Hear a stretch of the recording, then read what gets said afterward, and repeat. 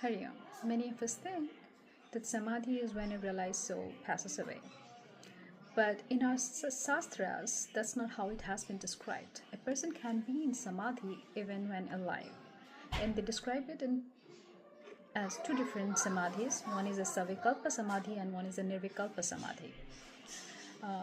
Swami Nikhilananda ji has described it beautifully in a book called Trik Drishya Viveka, the book on the Seer and the Seen. Asangah sachidanandah sarvabho dvaitavarchitaha asmiti shabdavidhoyam samadhi savikalpakaha.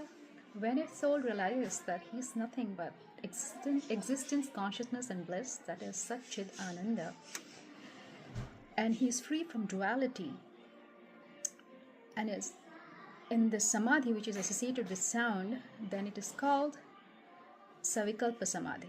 And when that is also gone, that is, there is no association with sound or objects, then it's called Nirvikalpa Samadhi.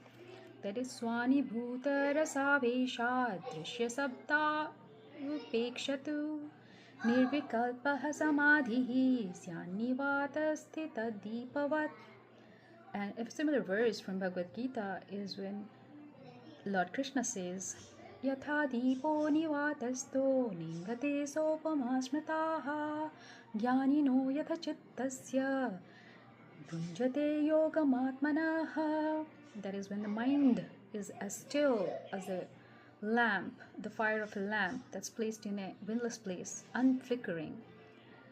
When the mind gets disciplined like that, then it can totally be absorbed in the self, which is the Nirvikalpa Samadhi. Hari Om.